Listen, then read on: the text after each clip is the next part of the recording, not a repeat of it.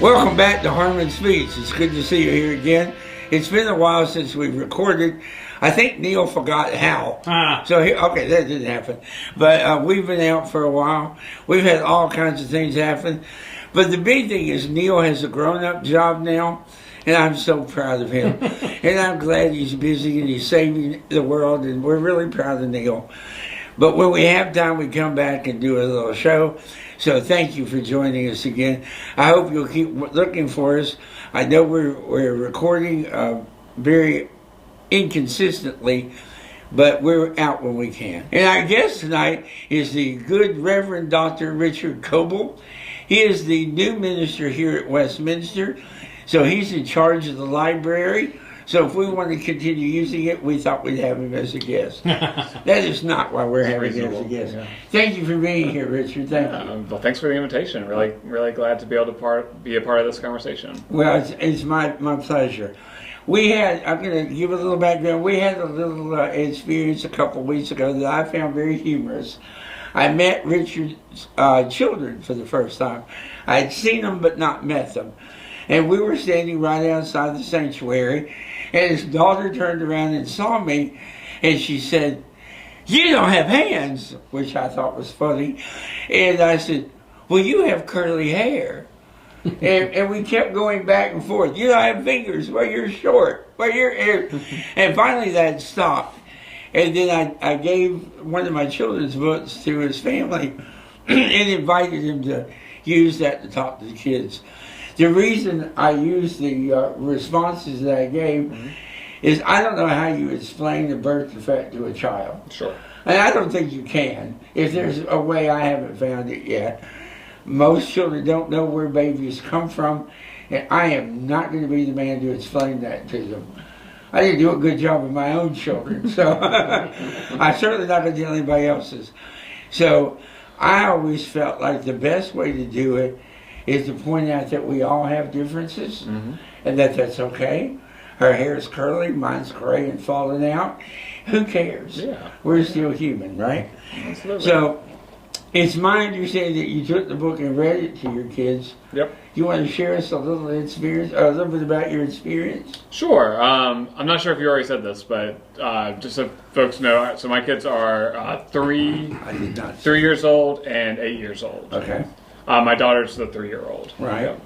Yeah. And yeah, we read it right before bedtime last night. Beforehand, I kind of explained to them what the book was. I was like, "Y'all remember Mr. Gary from church?" And said, "Well, he wrote a book." And they at first thought they were really impressed that they knew somebody who had written a book, you know.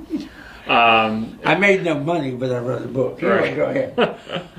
And I don't think I asked them if they had any questions beforehand. They didn't have any questions, but they were very excited to read it. I think because they knew the author. Okay. And let's see, as we were reading it, so a couple of questions just kept coming up. Most of them were just kind of like functional questions, like, well, can Mr. Gary drive a car? I was like, "Well, yeah, of course he can drive a car." And they were just wondering, like, "Well, how does he do that?" And I said, "Well, you know, he still has fingers and he can grab the steering wheel and that type of thing." I mean, it was very practical questions. Right. My son, who's 8, was very interested about like how you take your shoes on and off. It was like, "Well, how if he takes his legs off, how does he put his shoes on?" And I was like, "Well, the shoes are actually a part of the legs." Right. And that was a very that kind of like blew his mind. He's like, he doesn't have to take. I think because Joseph struggles with tying his shoelaces right now, he was very in awe of somebody whose shoes they just come with the package. Actually, they don't come with it. You buy them extra, but once you put them on, you can leave them on as long as you want them. Oh, yeah. And I'm retired. I wear tennis shoes, and I will be buried in tennis shoes probably. So who cares? I always leave them on. Yeah. And then I would say my son, so they both enjoyed the book. They both really into it. They both were asking questions throughout. My son afterwards, he kept repeating this line where he kept saying, "Well, I guess the lesson of the book is don't judge a book by its cover." You know, he kept saying that over and over again. Nice. I think he was just kind of like slowly, that was his way of digesting kind of the message of the book. That's nice. And I think he was also just trying to showed me that he got it. Okay. And he did. That's good. That's a really good thing to take away from it. One of the things I always am concerned about is getting past that point with children where they're afraid. Mm-hmm. And I want them to feel more comfortable. And I think it has to happen before they see me, really, and not afterward. Do you have any suggestions about that as you parent yours through life? That's a great question. It's interesting because we hadn't really, and then maybe this just shows a lack of preparedness on our part, but we just hadn't really talked about physical disabilities with the kids because it hadn't necessarily come up. Right. We, in some ways we talk more about mental disabilities with kids because we talk about, well, kids, certain kids learn faster than others, things like that. People kind of like do things on their own time, that type of thing. Right. So I can fit into that discussion as well, but we won't go down that road today. Fair. Yeah. But I think that just helps, especially like once they're in a classroom and they experience different kids. Some kids pick it up super quick, others struggle, that type of thing. So they kind of understood like learning differences, mental differences. Right. But yeah, I don't think they had been in a place where visible physical handicaps were especially present. Right. There wasn't. There were people who had different handicaps in my last congregation, but nothing that a child would notice. I guess. Right. So yeah, I think I'm not sure if just as a parent, I'm not sure if I agree with you in terms of like they need to know beforehand because kids kind of like learn experientially. Sure. It's kind of the point like. They wouldn't even know to ask the question. I, as a parent, wouldn't even know to prepare them until they suddenly were in a congregation with somebody who had the physical handicaps that you have, and then afterwards, I think it's kind of okay to like for them to have that kind of like startled response, and then have a tool like this to enable them to kind of digest it, because I think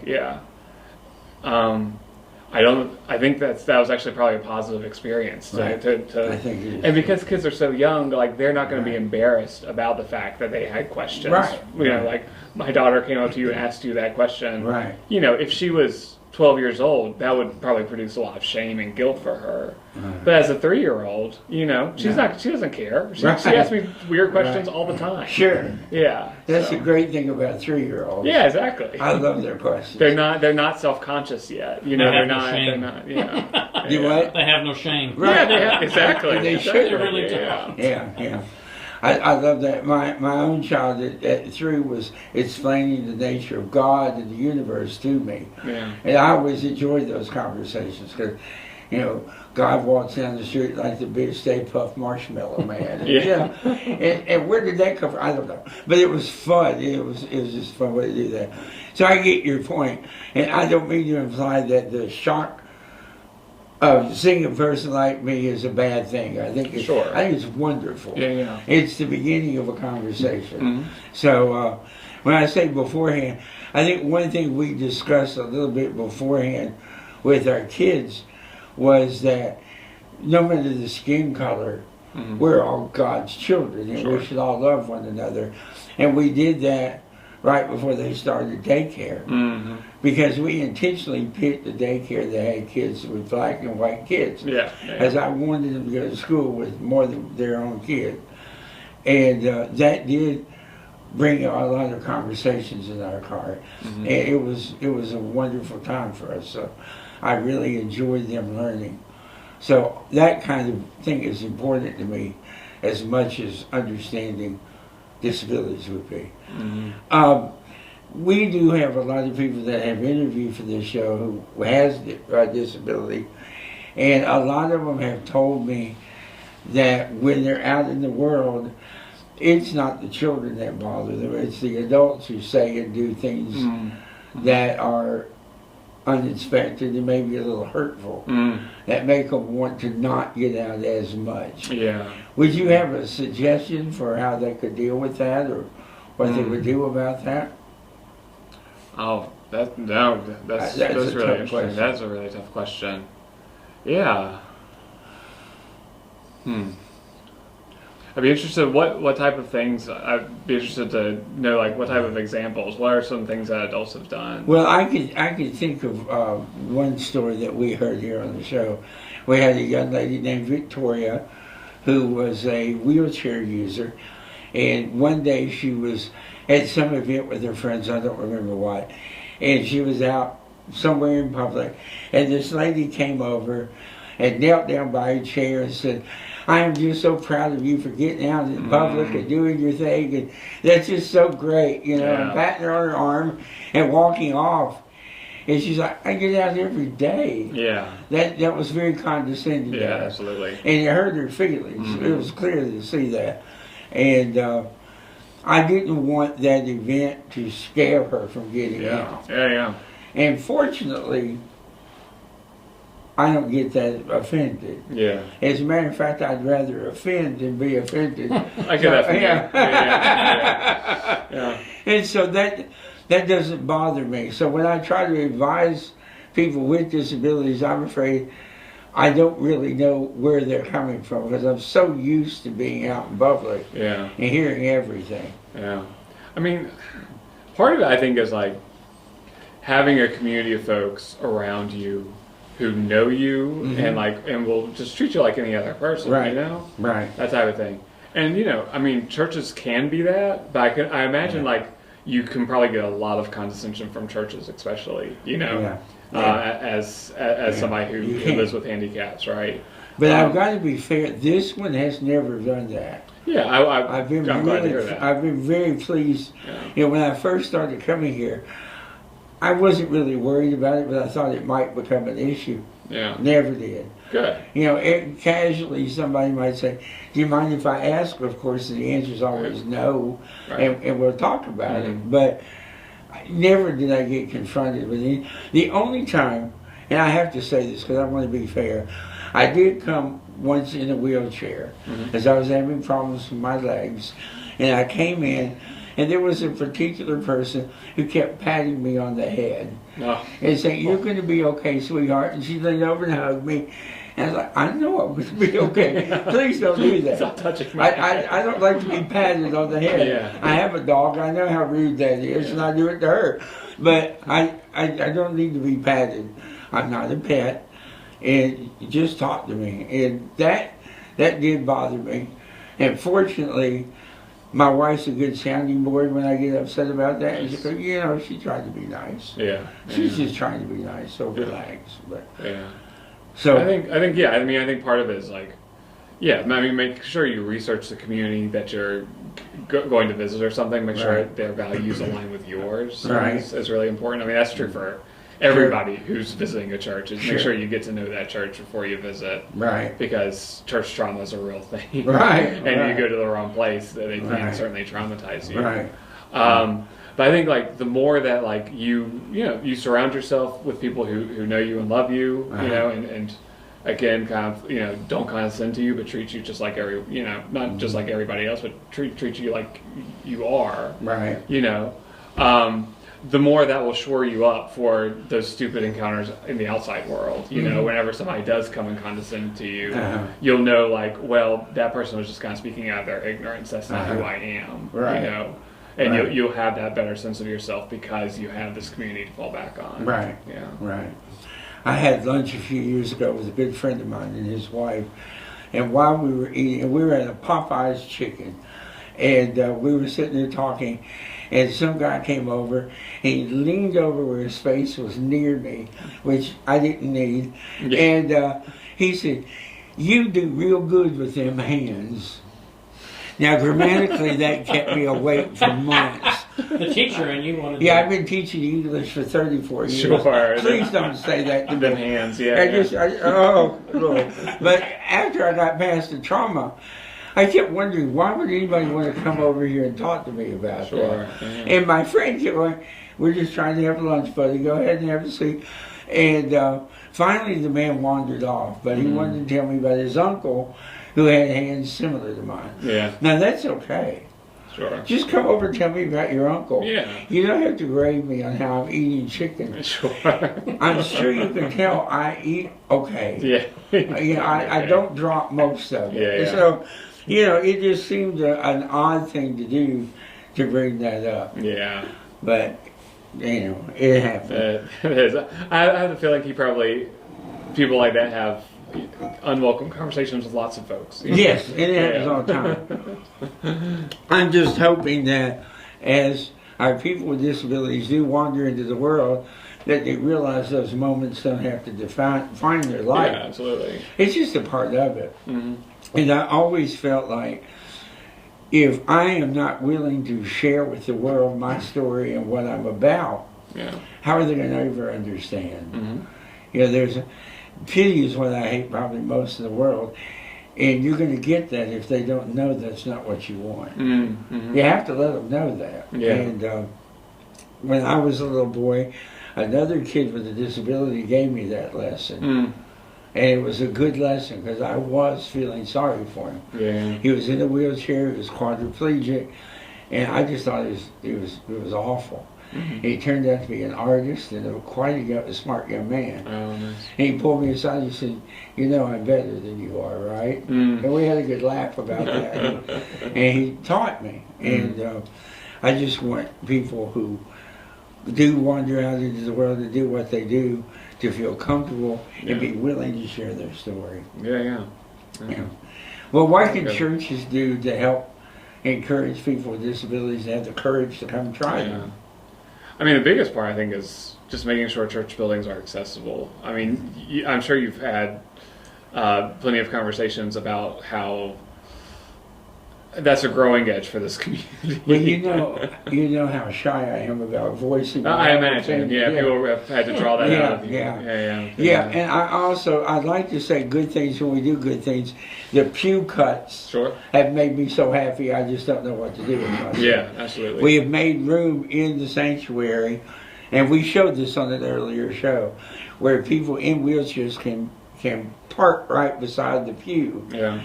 And the very first Sunday after that happened, I don't know the lady's name, but she came down the aisle in a wheelchair, and I knew she was sitting on his feet. And I wouldn't want to embarrass to say her name, but she came down the aisle, and I waited to see what she had to say, and she stopped right in front of me, and she said, "Are you one of the people that help fight for this?" And I said, "I'm one of them, yes." And she said, "I need to talk to you." And I leaned over, and she gave me a hug, and she said, "I felt like a part of the congregation today." That's wonderful. That's beautiful, really isn't it? is. That's exactly what we want, right?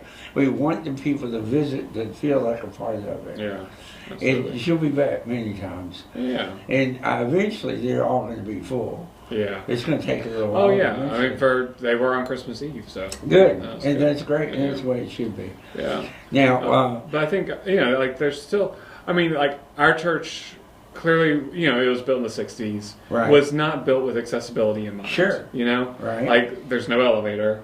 I was going to mention that. Yeah. you gotta go all the way to the back of the church if you want to get downstairs. That's also a video we did. Okay. We've walked it through, didn't we? Yeah. Neil's walking behind me with the camera, panting, going, "How far is this?" Yeah. But we got there. The one good example, the day of the snow. We had a huge snowfall here. A couple weeks ago. Right. They had done the steps, they had cleared the steps, but they didn't clear the wheelchair accessible path to the sanctuary.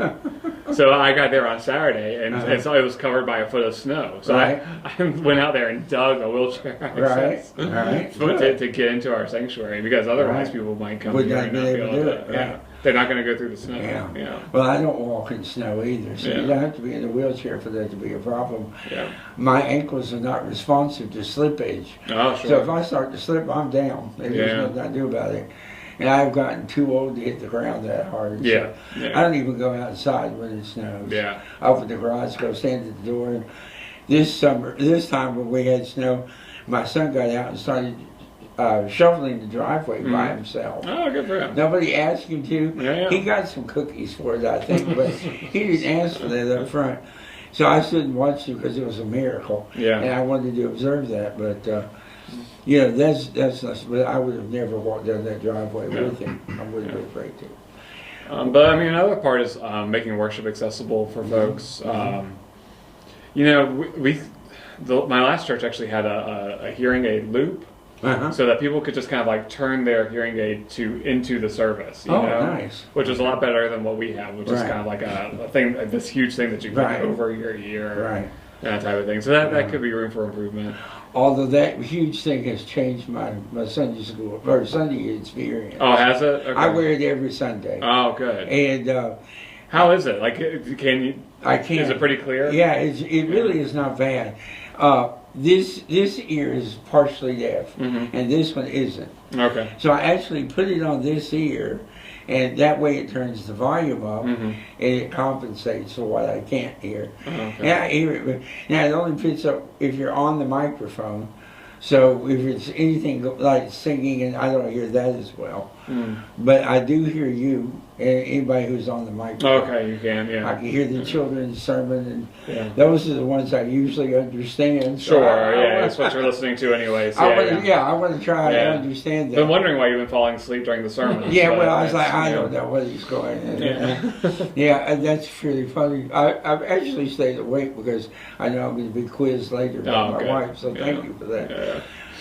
But anyway, we will eventually pick a preacher she doesn't like, so I go back to being a sloth. Good idea. But I really do appreciate your support for this issue. Yeah. And I appreciate that Westminster is a safe place to come and worship if you have a disability.